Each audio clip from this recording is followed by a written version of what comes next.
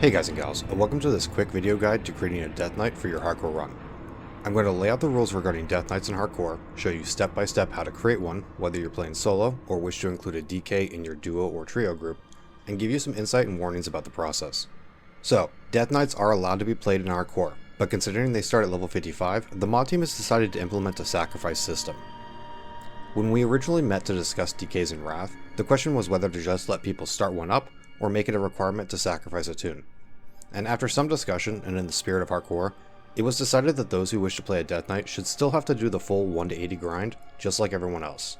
If you only had to complete 25 levels, then you can't really say you completed the challenge, can you? So, if you choose to play a Death Knight, you will need to level up a toon of the same faction you wish to create a Death Knight on to the required level range of 55 through 58.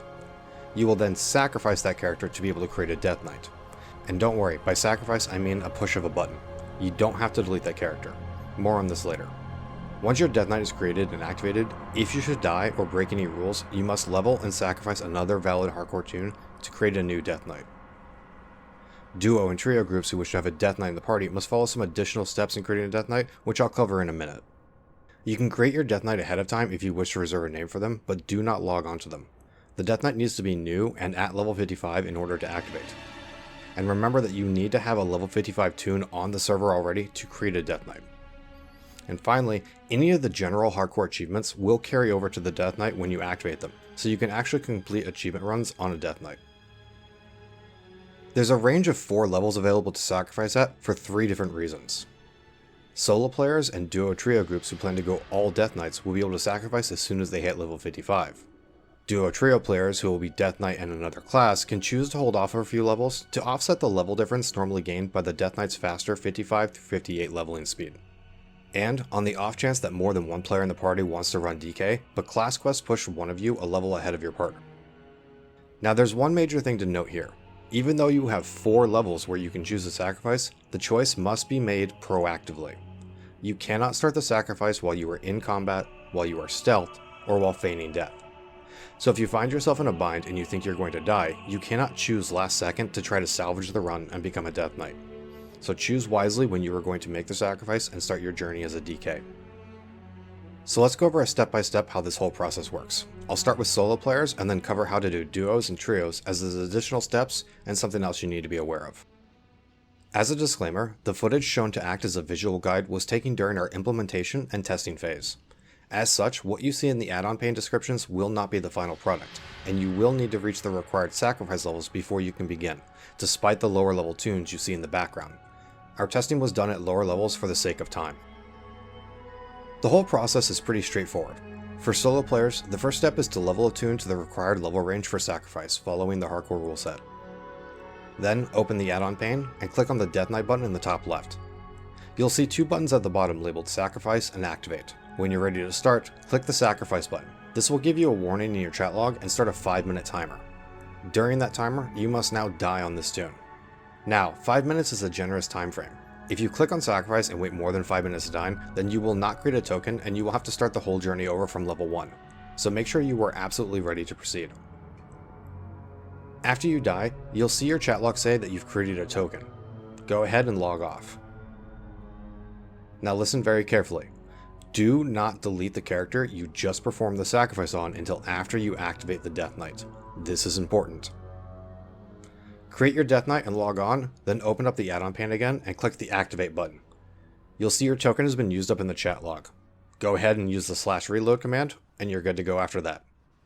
For duo and trio players, the process is more or less the same, but with some extra things to note. So you'll start your group as normal at level 1. On the opening pane when you log in, you'll see a Party tab. Make sure to select your group style and name your partners. If you accidentally close this before entering your info, don't worry, just log off and back in. This pane will always show up when you log in as long as you're level 1. Then you'll level up to the required sacrifice range. From there, the player who is sacrificing a DK will follow the same steps as before. Click the sacrifice button and go get yourself killed. There are 2 very important things to note here. First, the non-sacrificing party members must stay online during this whole process. And second, if more than one player is sacrificing, each player must do the full process one at a time. Once you die and create your token, you'll see some failures in your chat log. You can ignore these as the DK activation will reverse them. Drop party and log off. Again, same as before, do not delete the sacrifice toon until after the Death Knight is activated. Create your new Death Knight and click the activate button. Then rejoin the party.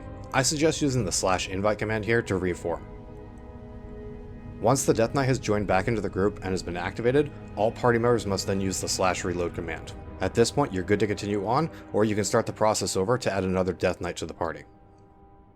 As a note, the Death Knight starting zone is exempt from the rules about staying together in the same zone, but all party members must stay online and in group together as per usual. Non-Death Knight members will need to continue leveling on their own until the Death Knights have finished their starting zone quest, and obviously be careful as you're separated for a while and won't have your partner to rely on. This is why we have a level range for you to choose from for sacrifice. If you choose to start the process right at 55, then the Death Knight will be around level 58 or 59 within about 2 hours. If the other player doesn't quest fast enough, they will be behind in levels when you finally regroup.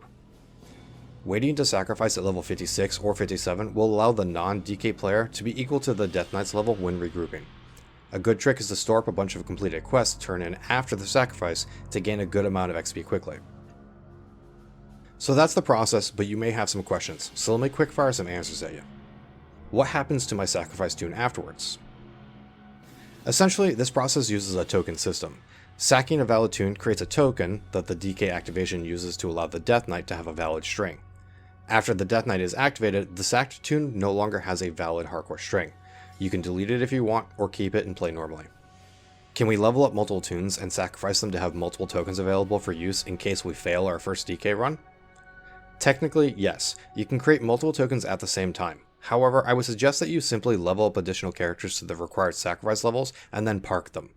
That way, if you do fail your first DK, you have a toon ready to sacrifice and start again.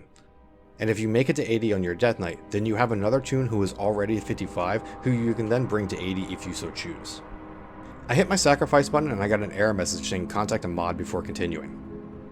This means that you have an invalid string. Feel free to contact me or another mod in Discord if you'd like to dispute it. Are there any DK specific hardcore achievements? Hardcore achievements for DKs specifically will not be available as of the making of this video, but they are being brainstormed and implemented, so will be available in a future add-on update. General achievements though are good to grab from the start. Simply select the achievement you want and follow along with them. When you sack and activate your DK, the achievement will follow over. Just note that Bloodbath and Nobody Got Time for That are not doable on Death Knights, as you have to complete quests in order to leave the starting zone, and Death Knights start with First Aid already learned up to skill 270. So that should be everything you need to know regarding Death Knights in Hardcore. Feel free to contact me in Discord or comment below with any questions, and I'll see you soon.